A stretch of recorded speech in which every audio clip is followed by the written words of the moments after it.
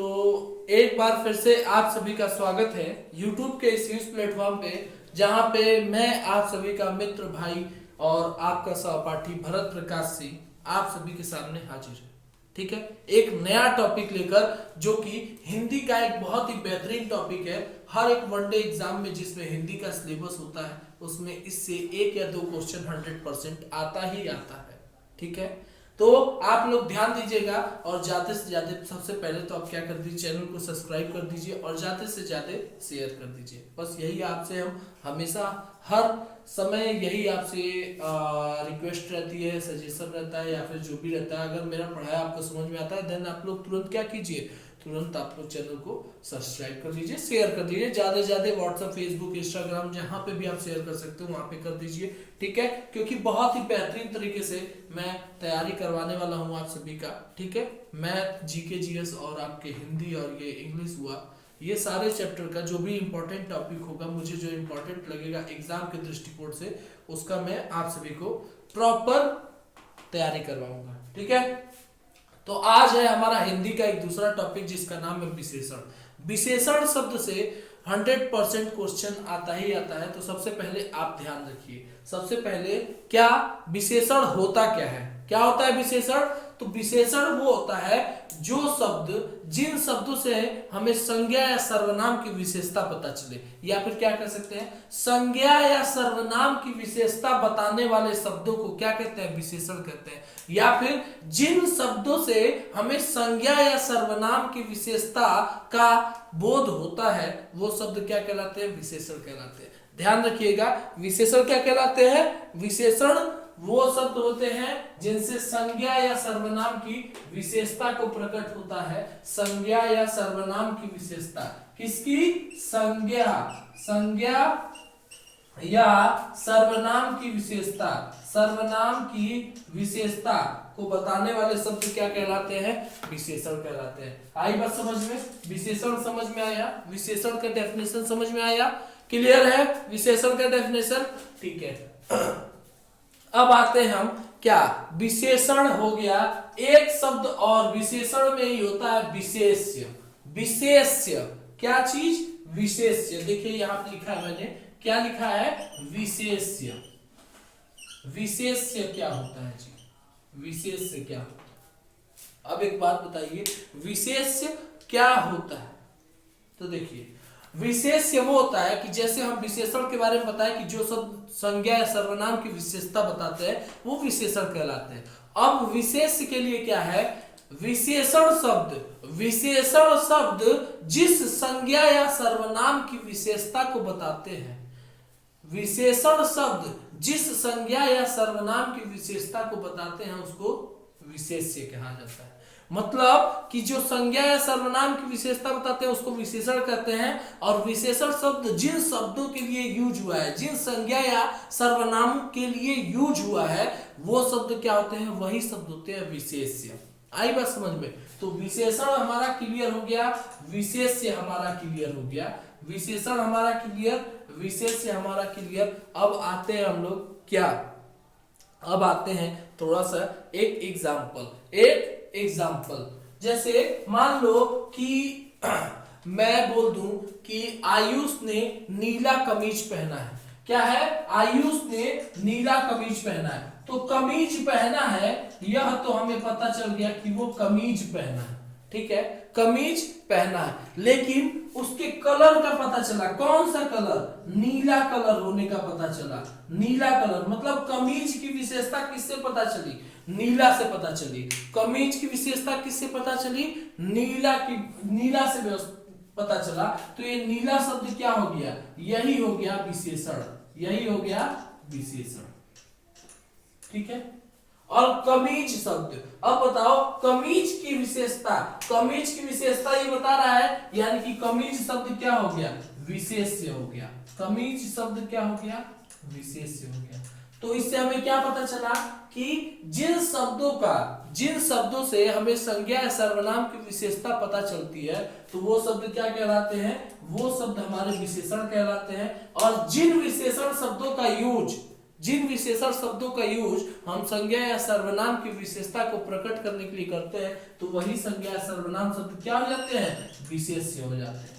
ठीक है, तो यहाँ पे ये दोनों चीजें क्लियर हो गई, यहाँ पे दोनों चीजें क्लियर हो गई। जैसे मैं बोल दूं कि मेरे पास लाल कार है, लाल रंग की कार है, मेरे पास लाल रंग की, मतलब लाल कार है, लाल कार। ठीक है, लाल कार है। तो अब हमारे पास कार है ये तो पता चल गया, लेकिन कौन से कलर की, तो लाल कलर की। तो लाल शब्द से हमें क्या पता चला, कार की विशेषता, तो वो क्या हो गया, विशेषण। और कार शब्द की विशेषता बता रहा है लाल शब्द, इसलिए ये क्या हो गया, विशेष्य। समझ में आई बात, क्लियर हुआ, ये शब्द क्लियर है, क्लियर है, समझ में आया, विशेषण और विशेष्य। ठीक है, उसके बाद से हम लोग क्या करते हैं, उसके बाद से देखिए अब आते हैं विशेषण क्लियर, विशेष्य क्लियर, ये दो चीज क्लियर हुआ। अब आते हैं विशेषण के भेद पर, विशेषण के भेद पर आते हैं। विशेषण के कितने भेद होते हैं, विशेषण के निम्नलिखित 4 भेद होते हैं, विशेषण के निम्नलिखित 4 भेद होते हैं। कौन कौन से होते हैं, तो पहला होता है आपका गुणवाचक, और दूसरा होता है संख्यावाचक, और तीसरा होता है परिमाणवाचक, और चौथा होता है संकेतवाचक या फिर सार्वनामिक।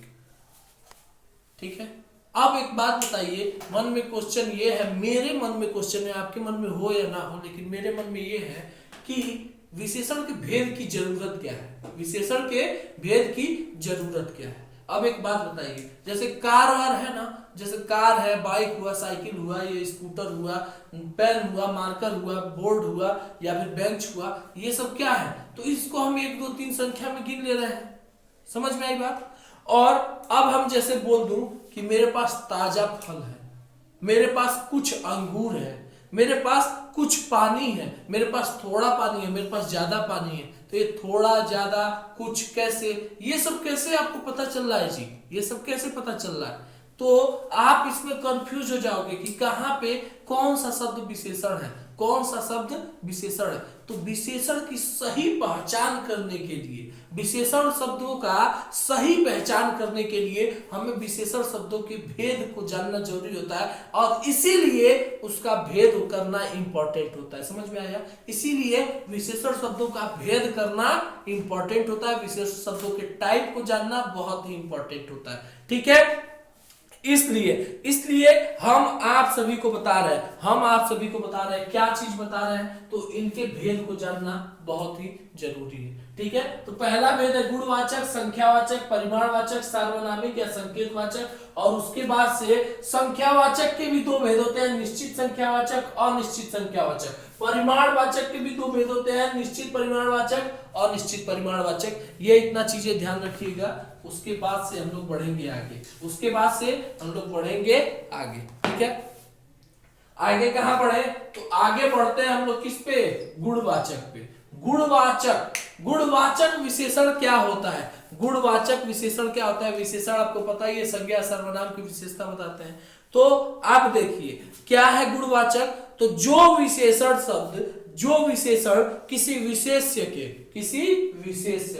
विशेष्य भी बता दिया था इसीलिए पहले ही, क्योंकि विशेष्य शब्द का हमेशा डेफिनेशन में यूज होता है। तो जो विशेषण किसी विशेष्य के गुण या दोष या फिर रंग, स्वाद, स्थान आदि का बोध कराते हो। कौन से, जो विशेषण शब्द विशेष्य के गुण, दोष, रंग, स्थान आदि का बोध कराते हो, तो वो शब्द क्या हो जाएंगे, गुणवाचक। कौन से शब्द हो जाएंगे, गुणवाचक। तो वो गुणवाचक विशेषण हो जाएंगे। जैसे हम कह दें कि वह अच्छा लड़का है, क्या है, वह अच्छा लड़का है, अच्छा लड़का है। ठीक है, दूसरा एक लेते हैं कि सचिवालय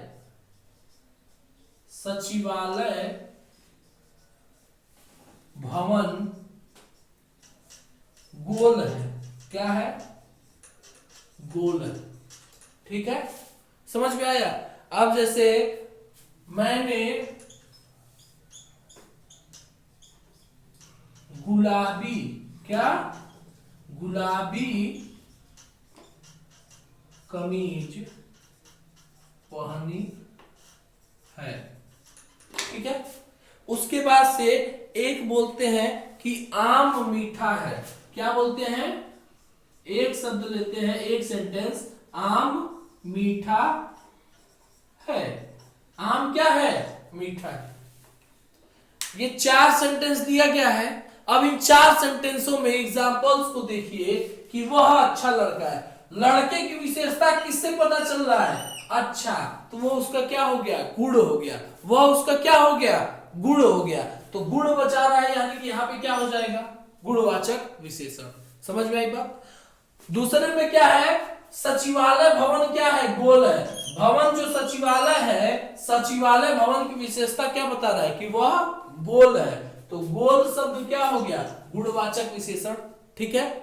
उसके बाद से तीसरा क्या है, मैंने गुलाबी कमीज पहनी है। यहाँ पे मेरे कमीज के रंग का पता चल रहा है। तो रंग का पता चले तो आपको क्या पता चल जाना चाहिए कि यहाँ पे गुणवाचक विशेषण है, ठीक है।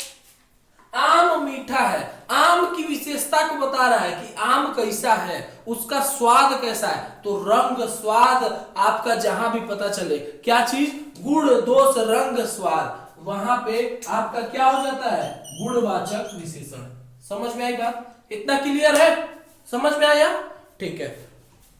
एक और देख लीजिए, एक अंग्रेज दुष्ट प्रवृत्ति के थे, अंग्रेज दुष्ट प्रवृत्ति के थे। तो इस सेंटेंस में क्या पता चल रहा है, तो उसमें उनके दोष का पता चल रहा है। तो जहां भी गुण दोष रंग स्वाद का पता चले तो वो क्या हो जाते हैं, गुणवाचक विशेषण। यानी कि अंग्रेज दुष्ट प्रवृत्ति, यानी कि उनके स्वभाव, उनके दोष को बता रहा है, तो वो क्या हो गया, गुणवाचक विशेषण, वहां पे दुष्ट शब्द हो गया, ठीक है। तो ये क्लियर हुआ, गुणवाचक विशेषण क्लियर हुआ, समझ में आई बात।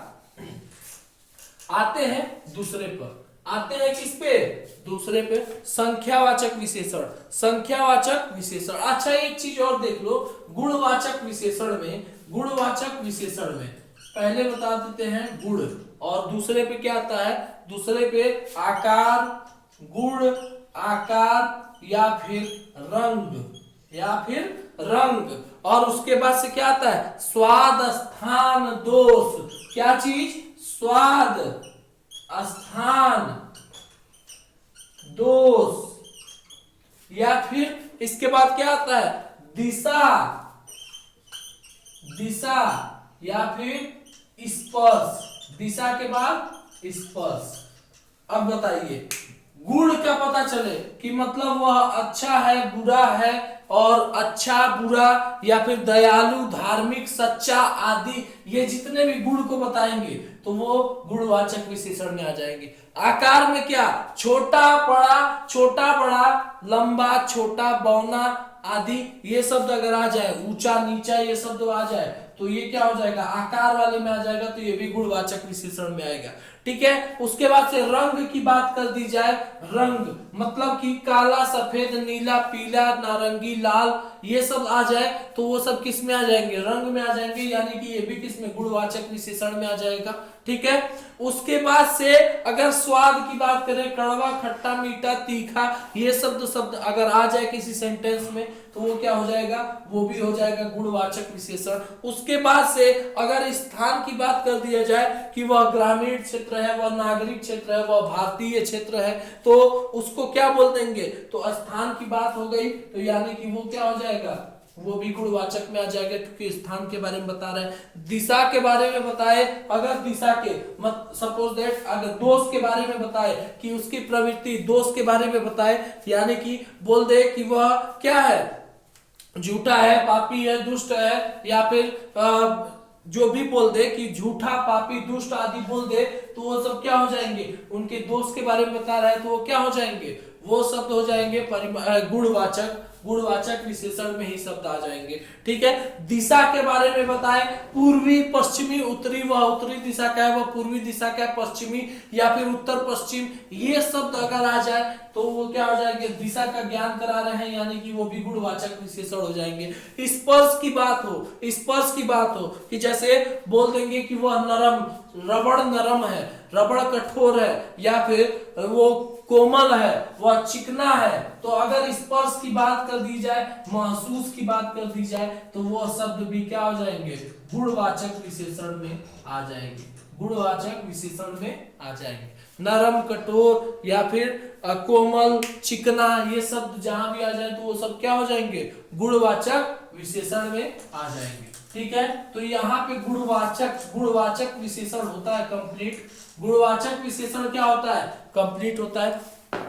आते हैं किस पे, गुणवाचक विशेषण के बाद आते हैं हम लोग किस पे, संख्यावाचक विशेषण। संख्यावाचक विशेषण, संख्यावाचक विशेषण क्या होता है जी, संख्यावाचक विशेषण क्या होता है, तो संख्यावाचक विशेष की संख्या का गणना, विशेष की संख्या या गणना का बोध कराने वाले विशेषण शब्दों को क्या बोलते हैं, संख्यावाचक विशेषण शब्द कहते हैं।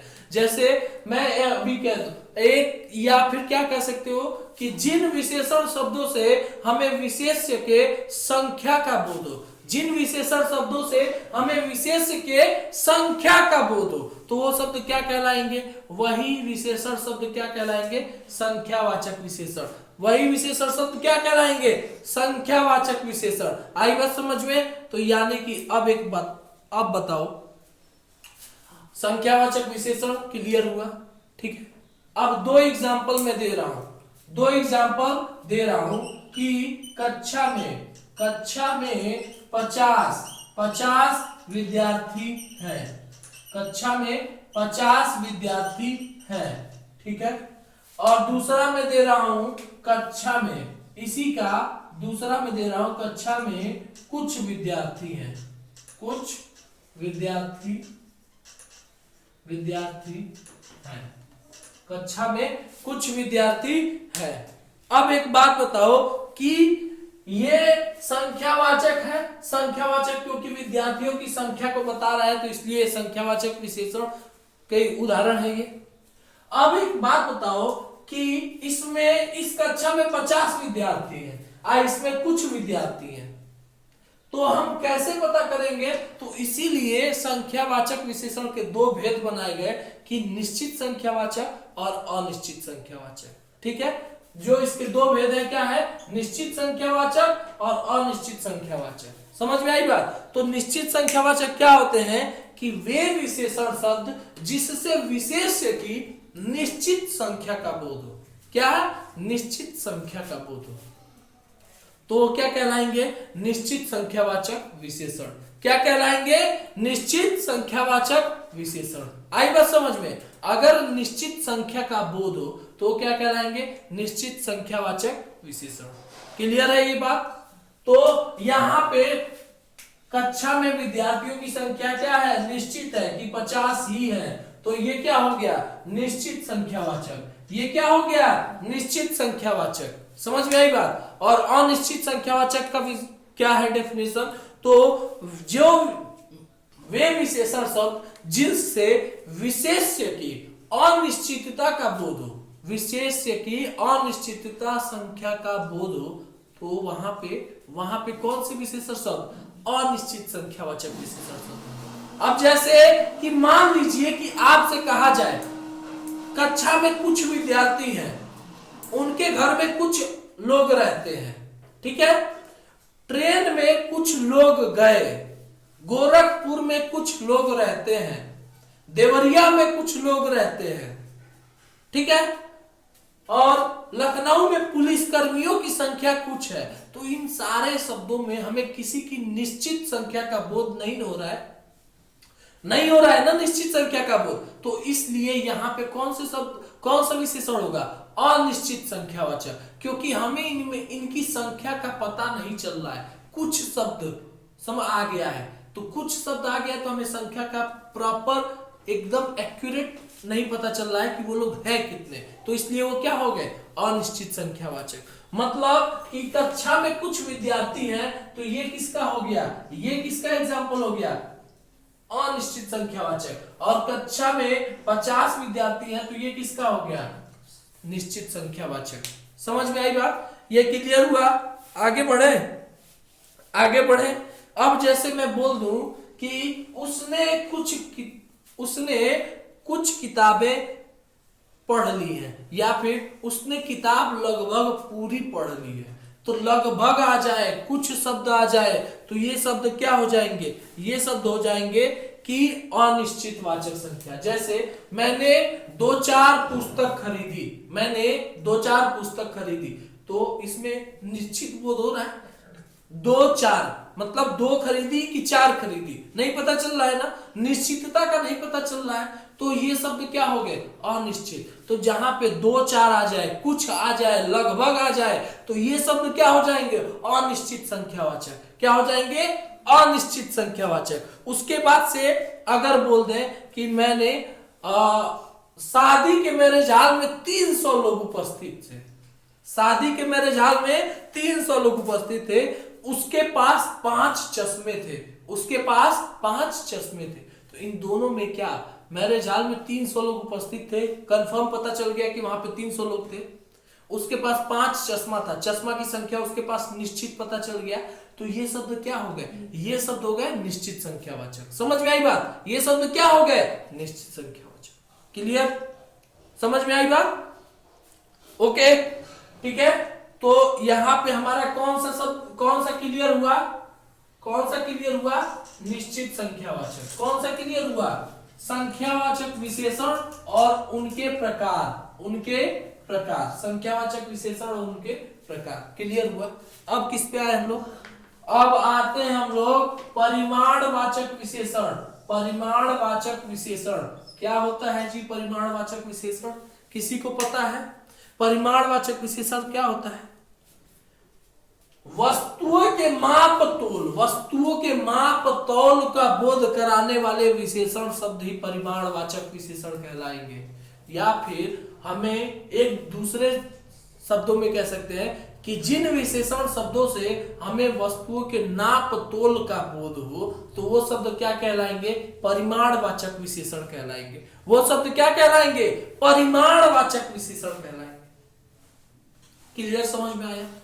अब नाप तोल की बात क्या करने, नाप तोल की बात क्या करें, है नाप तोल की बात क्यों, संख्यावाचक में भी तो पता चल रहा था कि 1 है कि 5 है कि 10 है, तो नाप तोल वाली बात क्यों अलग किए, अलग क्यों किए, तो देखिए अलग इसलिए किए, आप दुकान पर गए और आपने क्या, आप बुक खरीदने गए, ठीक है, तो बोल दिए कि हमको 2 बुक चाहिए, तो उसको निश्चित पता चल गया इनको 2 बुक है, तो 2 बुक उठाई दे दिया, ठीक है।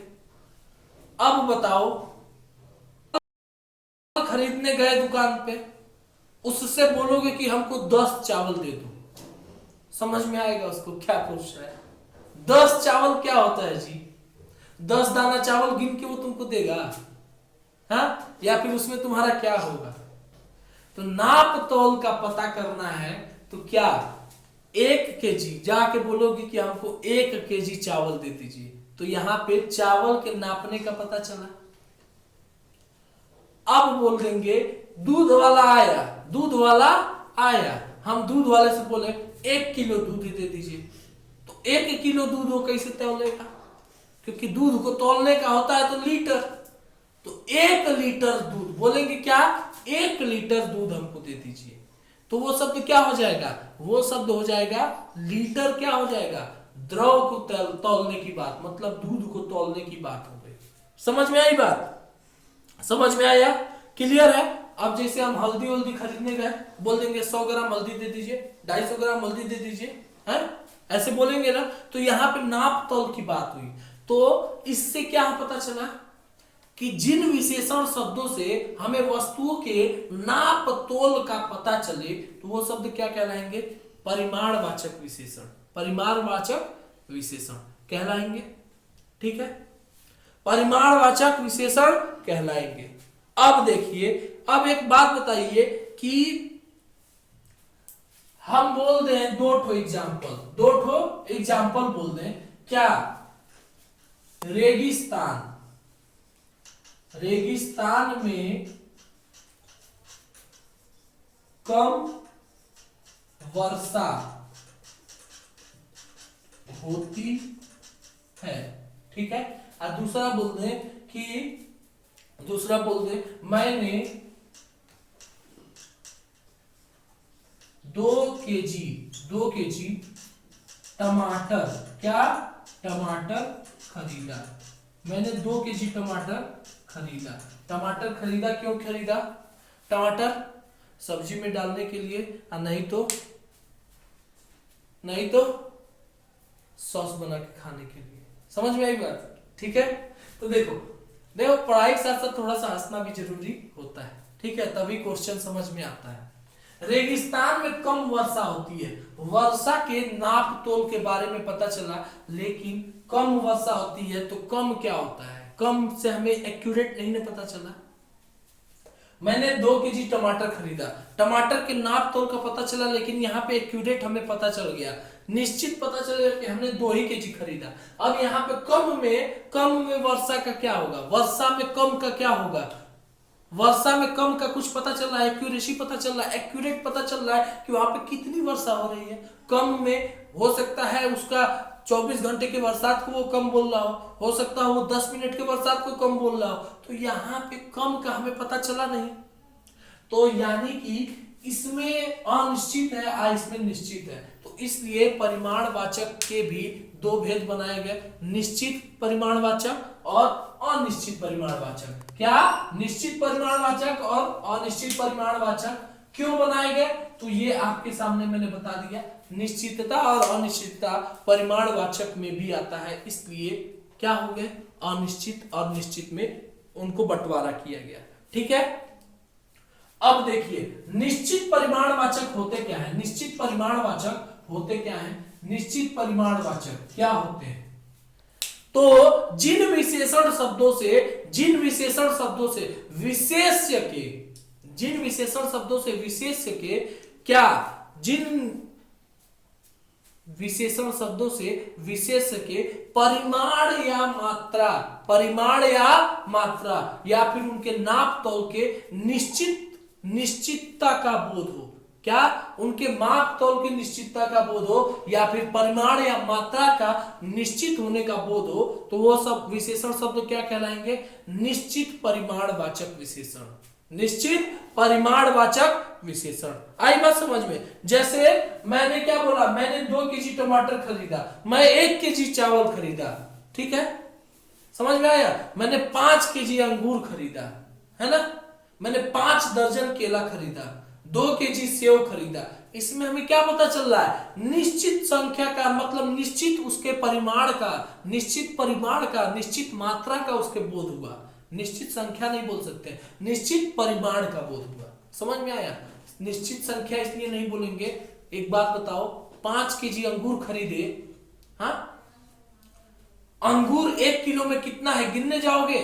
नहीं जाओगे ना गिनने, तो संख्या उसको नहीं बोल सकते, परिमाण बोल सकते हैं, क्योंकि उसके मात्रा को हम लोग मात्रा को तौल लिए, किसमें, केजी में, किलो में तौल लिए। समझ में आई बात? तो इसलिए वो क्या हो गया, निश्चित परिमाणवाचक। आई बात समझ में? जैसे मैंने 1 केजी प्याज खरीदा, 1 किलो चावल खरीदा, 5 लीटर दूध खरीदा, तो इसमें हमें निश्चित परिमाण का बोध हो रहा है। क्या हो रहा है? निश्चित परिमाण का बोध हो रहा है, तो इसलिए वो क्या हो जाएंगे, निश्चित परिमाणवाचक। आई बात समझ में? तो ये एग्जाम्पल कौन सा, ये एग्जाम्पल किसके लिए, निश्चित परिमाणवाचक के लिए। अब देखो दूसरा क्या होता है, अनिश्चित परिमाणवाचक क्या होता है, तो वे विशेषण शब्द जिससे विशेष्य की मात्रा या फिर नाप तौल या फिर परिमाण की अनिश्चितता बोध हो, मतलब निश्चित उसका बोध ना हो, निश्चितता का बोध ना हो। समझ में आई बात? निश्चितता का बोध ना हो तो वो शब्द क्या कहलाएंगे, अनिश्चित विशेषण। समझ में आई? या फिर उसको क्या बोल सकते हैं, विशेष्य के परिमाण या मात्रा, विशेष्य के परिमाण या मात्रा का निश्चित बोध नहीं कराने वाले विशेषण शब्दों को अनिश्चित परिमाणवाचक विशेषण शब्द कहते हैं। क्लियर हुआ? क्लियर हुआ? अब जैसे मैं बोल दिया आयुष ने बहुत खाना खाया, बहुत में हो सकता है कि जो बोल रहा हो उसके लिए 2 रोटी ही बहुत हो सकता है उसके लिए 4 रोटी बहुत हो सकता है कि उसके लिए 10 पूड़ी बहुत हो। तो यहाँ पे निश्चित परिमाण का बोध नहीं ना हुआ। बहुत खाया, कितना खाया, कम खाया, ज्यादा खाया, ये सब क्या है? अनिश्चितता का बोध हो रहा है। समझ में आया? अनिश्चितता का बोध होया। ठीक है। अब जैसे मैं बोल दूं कि ज्यादा बर्गर खाने से मोटापा बढ़ता है, ज्यादा बर्गर खाने से मोटापा बढ़ता है। अब एक बात बताओ, ज्यादा बर्गर खाने से ज्यादा हो या फिर कम हो, हमें निश्चित उसके परिमाण की बोध हुआ कि 1 बर्गर या 2 बर्गर या 3 बर्गर, ऐसा नहीं पता चला ना। तो वहां पे अनिश्चितता का बोध हो रहा है। समझ में आई बात? अनिश्चितता का बोध हो रहा है। समझ में आई? वर्षा से बहुत पानी भर गया, वर्षा से बहुत पानी भर गया। अब मान लो कि हमारे पास 1 लीटर का बर्तन है, हाँ, वर्षा हुई, उसमें पानी भर गया, हम उसी को बोल रहे हैं कि वर्षा बहुत पानी भर गया। तो ये क्या? निश्चितता का बोध नहीं हो रहा है। बहुत में कुछ भी हो सकता है बड़ा तालाब भर गया हो तब वो बोल रहा हो वर्षा से बहुत पानी भर गया, हो सकता है छोटा सा कुछ नाली नाला हो वो भर गया हो तो इसलिए वो बोल रहा। तो अनिश्चितता का बोध हो रहा है, तो इसलिए वहां पे क्या हो गया? अनिश्चित परिमाणवाचक। समझ में आई बात? क्लियर हुआ? ये शब्द क्लियर? आगे बढ़े तो आगे बढ़ते हैं, ये हमारा क्लियर हुआ। अब हम लोग आते हैं किस पे आएंगे जी? तो अगला हम लोगों का है, अगला क्या है? सर्वनामिक या फिर संकेतवाचक। कौन सा है? सर्वनामिक या संकेतवाचक विशेषण। सर्वनामिक या संकेतवाचक विशेषण। ये इसका काम खत्म हो गया, इसको मिटा देते हैं। अब कौन सा है? सर्वनामिक या संकेतवाचक विशेषण। सर्वनामिक या संकेतवाचक विशेषण। तो अब एक बात बताइए, आप एक बात बताइए कि क्या इससे क्या समझ में आ रहा है? इससे क्या समझ में आ रहा है? हाँ, तो देखिए, जब सर्वनाम शब्द या संज्ञा शब्द के आगे, जब सर्वनाम या संज्ञा शब्द के आगे विशेषण के रूप में प्रयुक्त होते हैं, विशेषण के रूप में प्रयुक्त होते हैं, तो वही शब्द क्या कहलाते हैं? सर्वनामिक या संकेतवाचक विशेषण कहलाते हैं। सर्वनामिक या संकेतवाचक विशेषण कहलाते हैं। समझ में आया? क्लियर है? क्या क्या क्लियर है? तो जब संज्ञा या सर्वनाम, देखिए जब सर्वनाम शब्द ध्यान से सुनना, जब सर्वनाम शब्द संज्ञा के आगे विशेषण के रूप में प्रयुक्त होते हैं, संज्ञा के आगे विशेषण के रूप में कौन प्रयुक्त होता है? सर्वनाम शब्द। सर्वनाम शब्द क्या होता है? मैं, तुम, यह, वह, वो, कौन, तुम्हारा, तुम, ये सब क्या हो गया? सर्वनाम शब्द। संज्ञा शब्द क्या हो गया? किसी का नाम या फिर किसी की प्रजाति, जो भी हो, किसी वस्तु के नाम को ही क्या कहते हैं? संज्ञा कहते हैं। किसी व्यक्ति वस्तु के नाम को क्या बोलते हैं? संज्ञा कहते हैं। और जो शब्द संज्ञा के स्थान पर प्रयोग होते हैं वो क्या कहलाते हैं? सर्वनाम कहते हैं। तो क्या कह रहा है इसमें? सर्वनामिक विशेषण में क्या कह रहा है या फिर संकेतवाचक विशेषण में क्या कह रहा है कि अगर संज्ञा के पहले सर्वनाम शब्द कोई यूज हो रहा है, सर्वनाम शब्द संज्ञा के जस्ट पहले सर्वनाम शब्द यूज हो रहा है, तो क्या हो जाएगा? वो हो जाएगा संकेतवाचक या फिर सर्वनामिक विशेषण। समझ में आई बात? अब जैसे मैं बोल दूं कि यह पेन तुम्हारा है, यह पेन तुम्हारा है, यह पेन तुम्हारा है, ये मैंने बोल दिया। पेन शब्द क्या है? पेन शब्द संज्ञा शब्द है, और इसके आगे यह शब्द, ये क्या है? ये है सर्वनाम। यह शब्द क्या है? ये है सर्वनाम। और ये शब्द क्या है? संज्ञा। तो संज्ञा के पहले सर्वनाम का यूज हुआ है, तो यहां पे विशेषण क्या हो गया? यह शब्द हो गया, और ये क्या हो गया? सर्वनामिक या फिर संकेतवाचक विशेषण। संकेतवाचक विशेषण क्यों बोला गया है? मान लो अगर ये पेन है तो यह पेन तुम्हारा है, अब यह पेन तुम्हारे पास ही है तभी तो उसको यह पेन तुम्हारा है, संकेत हो रहा है ना, तो संकेतवाचक हो गया। समझ में आई बात, संकेतवाचक विशेषण हो गया। ठीक है, क्लियर है। तो यानी कि सर्वनामिक या संकेतवाचक विशेषण क्या होता है, संज्ञा शब्दों के अगर जस्ट पहले सर्वनाम का प्रयोग हो रहा है तो वहां पे क्या हो जाएंगे, सर्वनामिक या संकेतवाचक विशेषण हो जाएंगे। ठीक है, विशेषण हो जाएंगे। आई बात समझ में?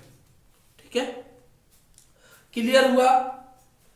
अब देखिए जैसे एक चीज अब ध्यान रखिएगा कि परिमाणवाचक, अब देखिए यहां पे हम लोग का ये इनके सभी भेद उनको हम लोगों ने एक्सप्लेन कर दिया। कुछ एक्स्ट्रा में थोड़ा सा जान लेते हैं कि क्या होता है परिमाणवाचक तथा संख्यावाचक विशेषणों में अंतर कैसे निकालोगे।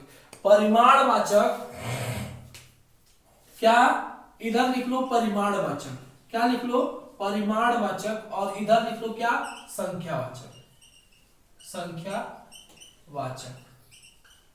ठीक है, परिमाणवाचक और संख्यावाचक में अंतर कैसे निकालोगे, तो बोल दूंगा मैंने कुछ सब्जी, मैंने कुछ सब्जी खरीदी, खरीदा। ठीक है, मैंने कुछ सब्जी खरीदा। ठीक है, यहां पे हमें परिमाण का पता चल रहा है, सब्जियों की मात्रा का पता चल रहा है, और मैं लिख दूंगा कि कुछ पुस्तकें, कुछ पुस्तकें, कुछ पुस्तकें खरीदा। ठीक है, कंफ्यूजन इसमें होती है इसलिए मैं इसको बता रहा हूं कैसे आप उसको, कैसे आप अपने अंदर कैसे उसको समझोगे कि कौन सा परिमाण होगा कौन सा संख्या होगा। ठीक है, देखो जिसको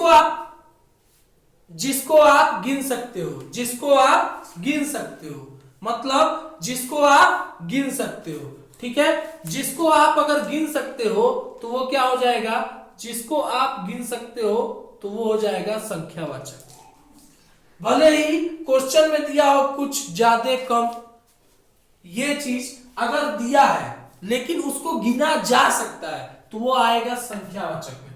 इसमें दिया है कुछ पुस्तकें खरीदा, कुछ पुस्तकें खरीदा, तो पुस्तकों को तो गिना जा सकता है ना, लेकिन यहां पे दिया है कुछ, यहां पे अनिश्चित है लेकिन संख्या का बोध हो रहा है। पुस्तकों की संख्या होती है, पुस्तकों की एक संख्या होगी, या 10 होगी, 20 होगी, 50 होगी, 100 होगी, 500 होगी, यही ना होगी, लेकिन संख्या होगी ना, तो पुस्तकों की संख्या होती है, इसलिए ये संख्यावाचक में हमेशा आएंगे। ठीक है, अब एक बात बताओ, सब्जी जो है, सब्जी जो है ये क्या संख्या में होती है?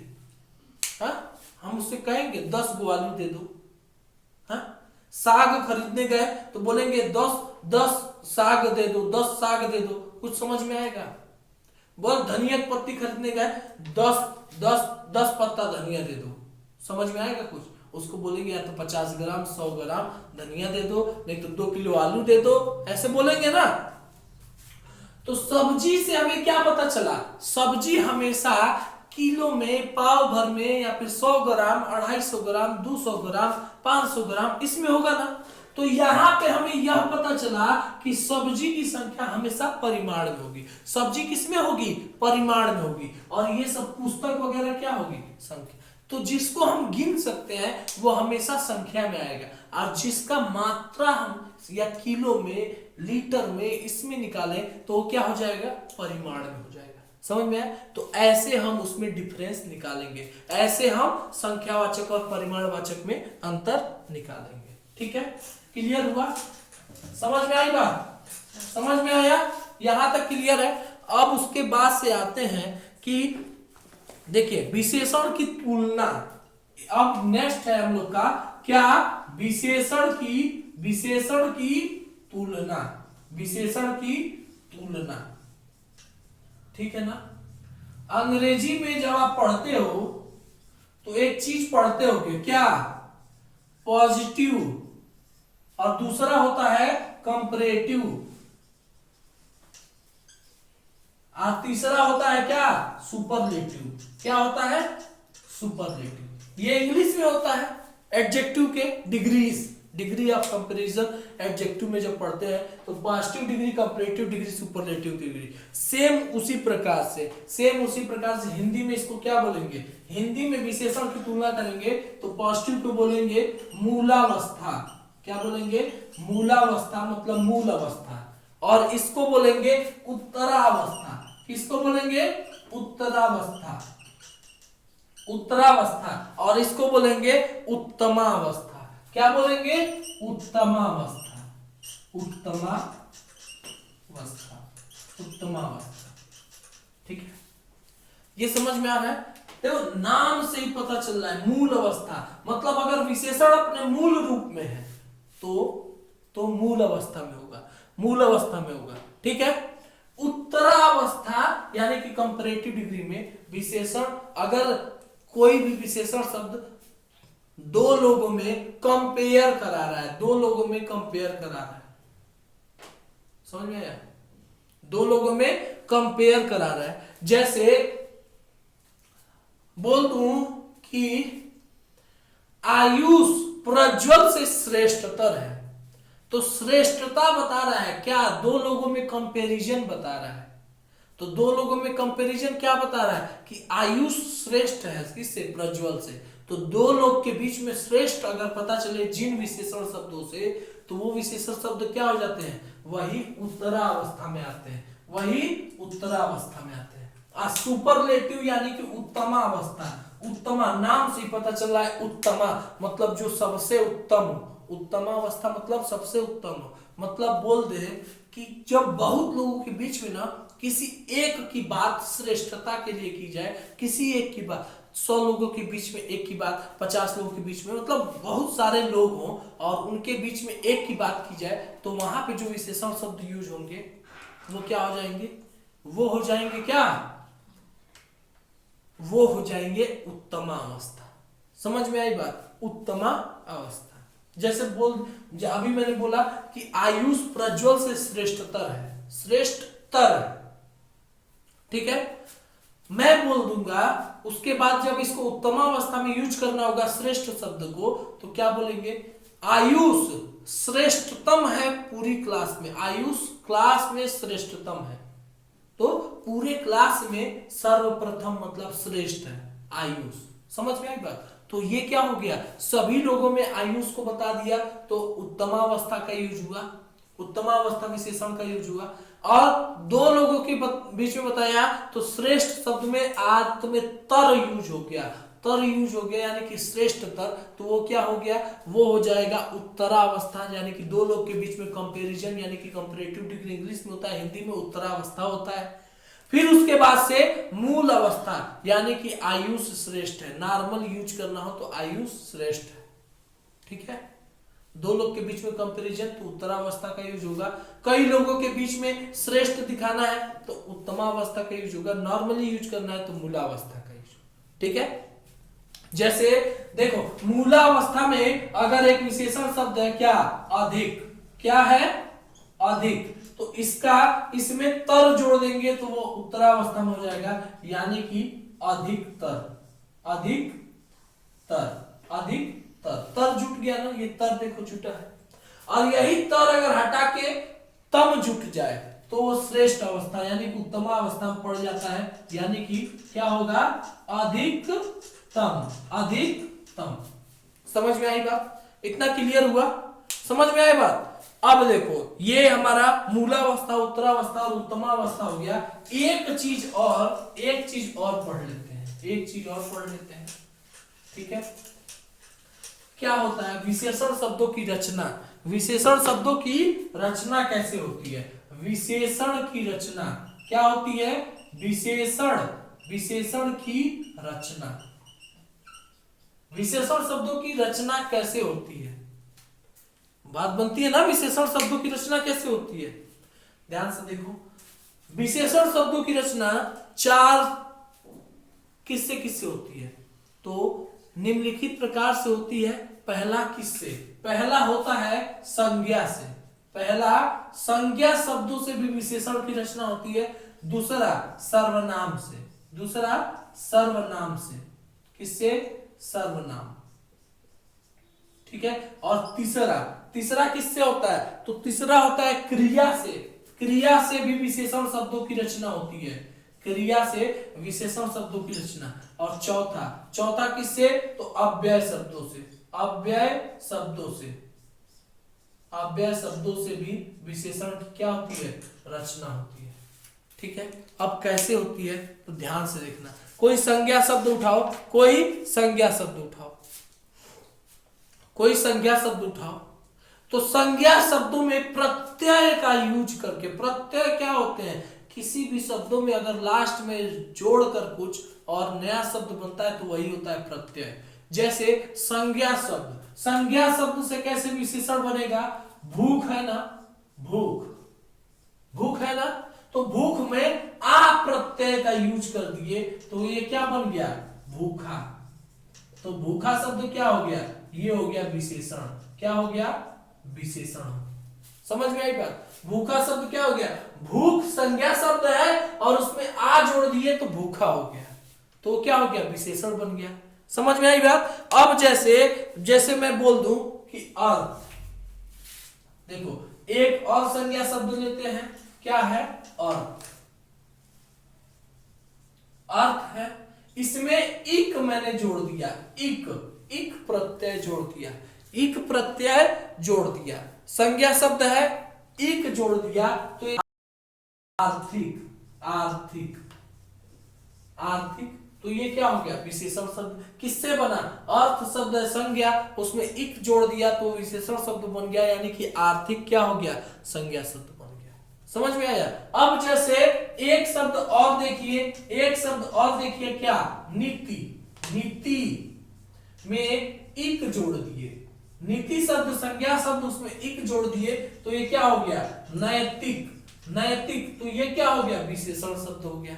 तो संज्ञा शब्द में ऐसे जोड़ के हम लोग बना सकते हैं। अब जैसे एक बोल देते हैं स्थान, क्या? स्थान बोल देते हैं, स्थान, स्थान शब्द है और इसमें क्या जोड़ रहे हो?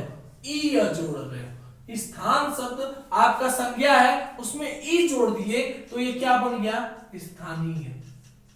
ये क्या बन गया? स्थानीय। तो ये शब्द क्या हो गया? विशेषण शब्द हो गया। मतलब संज्ञा में कुछ हमने ऐड किया तो वो क्या बन गया? विशेषण बन गया। ठीक है। बहुत सारे ऐसे शब्द हैं, अगले वीडियो में मैं बताऊंगा कि इसमें और कौन कौन से ऐड हो सकते हैं। ठीक है। संज्ञा वाले में, संज्ञा वाले का और बताऊंगा। तो इससे पहले हम लोग आते हैं अब किस पे? सर्वनाम। सर्वनाम में क्या होता है? तो सर्वनाम शब्द, सर्वनाम शब्द जैसे एक सर्वनाम शब्द है जो, सर्वनाम शब्द है जो, तो इससे जो विशेषण बनेगा वो क्या बनेगा? जैसा। तो ये सर्वनाम शब्द से इसकी रचना हुई तो विशेषण बन गया जैसा। जैसे एक शब्द है, क्या चीज? एक शब्द है वह, तो इससे क्या बनेगा? वैसा। ठीक है। तो सर्वनाम शब्द वह है और उससे बन गया वैसा, तो ये क्या हो गया? सर्वनाम शब्दों से विशेषण की रचना हुई। अब जैसे मैं बोल दूं कि एक शब्द है कौन, कौन, तो कौन से बन जाएगा? कैसा, तो ये हो जाएगा, ये है सर्वनाम, ये हो गया विशेषण। सर्वनाम से विशेषण बन गया। ठीक है। अब एक बात बताओ, ठीक है, अब आते हैं क्रिया पे। किस पे आते हैं? क्रिया से विशेषण कैसे बनता है? क्रिया से विशेषण कैसे बनता है? तो क्रिया से विशेषण कैसे बनता है? जैसे एक शब्द है क्रिया खाना, क्रिया खाना, खाना शब्द क्या है? क्रिया है। अब खाना शब्द है तो खाने शब्द से क्या बन जाएगा? ये खाना, आ को ऊ में चेंज कर दो, आ को ऊ में चेंज कर दो, यानी कि खाऊ, खाऊ शब्द क्या हो गया? खाऊ हो गया आपका विशेषण, क्रिया से बना शब्द। क्रिया है खाना, उससे बन गया खाऊ, तो वो क्या हो गया? वो क्या हो गया? क्रिया से बनने वाला विशेषण हो गया। जैसे बेचना, बेचना शब्द है ना, क्या है? बेचना, बेचना शब्द है ना, तो बेचना से क्या बन गया? बिकाऊ, बेचना से क्या बन गया? बिकाऊ। तो ये शब्द क्या हो गया? जैसे मुझे बोल दूंगा कि ये बुक मुझे बेचना है, तो उसके बाद से उस बुक को क्या बोलेंगे, यह बुक बिकाऊ है। तो बेचना से क्या बन गया, बिकाऊ बन गया। तो क्रिया शब्दों से ऐसे विशेषण बनता है। अब जैसे बात कर ली जाए अव्यय शब्दों से, अव्यय शब्दों से कैसे बनता है, जैसे बोल दिए जाए कि ऊपर, ऊपर क्या, ऊपर, तो ऊपर से क्या बनेगा, ऊपरी, क्या बनेगा, ऊपरी, मतलब मैं छत के ऊपर हूं, और दूसरा कोई मुझे बोलेगा तो क्या बोलेगा, वह छत के ऊपरी हिस्से पर है। समझ में आई बात। तो ये क्या हो जाएगा, ऊपर से क्या बना, ऊपरी। अब जैसे बोल दूंगा कि क्या, भीतर, क्या बोलेंगे, भीतर, तो इससे क्या बनेगा, भीतरी, क्या बनेगा, भीतरी। मैं भीतर हूं, तो यानी कि दूसरा कोई क्या बोलेगा, वह भीतरी वह भीतरी, वह भीतरी है। समझ में आया बात, वह भीतरी हिस्से में है। समझ में आया बात, मैं भीतर के हिस्से में हूं, तो दूसरा कोई बोलेगा मैं भीतरी, वह भीतरी हिस्से में है। ठीक है, तो इससे क्या बना, अव्यय शब्दों से क्या बना, अव्यय शब्दों से, अव्यय शब्दों से क्या बना, अव्यय शब्दों से यह विशेषण बना। ठीक है, अब उसके बाद आते हैं जैसे क्या, पिछला, अगर पीछा, पीछे बोलना हो, पीछे, तो क्या हो जाएगा, इससे बनेगा पिछला। ठीक है, अब अगर बोल देंगे कि आगे, आगे शब्द क्या है, अव्यय शब्द है, तो इससे बनेगा विशेषण क्या, अगला। ठीक है, नीचे शब्द होगा, नीचे, क्या, नीचे, तो इससे क्या बनेगा, निचला, क्या बनेगा, निचला। समझ में आई बात। तो ये शब्द हमारे क्या थे, कैसे विशेषण की रचना हो रही है, वो शब्द हो। ठीक है, अब एक लास्ट टॉपिक है, एक लास्ट टॉपिक है, इसके बाद से ये चैप्टर हो जाएगा समाप्त। एक लास्ट टॉपिक है, उसके बाद से चैप्टर हो जाएगा समाप्त। ठीक है, तो देखिए एक लास्ट टॉपिक जो है प्रविशेषण, जिसको बोलते हैं क्या, प्रविशेषण। प्रविशेषण जो होता है ना, प्रविशेषण क्या होता है, प्रविशेषण, प्रविशेषण ये लास्ट टॉपिक है। प्रविशेषण कैसे हो, प्रविशेषण, तो जब देखो अभी तक क्या हो रहा था, अभी तक क्या हो रहा था कि संज्ञा या सर्वनाम शब्दों की विशेषता को बताने वाले शब्द क्या होते हैं, विशेषण। ठीक है, लेकिन अगर विशेषण की ही विशेषता बताए, विशेषण की ही विशेषता बताए, तो उसको बोलते हैं प्रविशेषण। प्रविशेषण दो सेंटेंस में लिख रहा हूं, मैंने बड़ा सांप देखा, मैंने बड़ा सांप देखा। और दूसरा सेंटेंस एक है, क्या चीज, मैंने बहुत बड़ा सांप देखा। दूसरा सेंटेंस ये हो गया।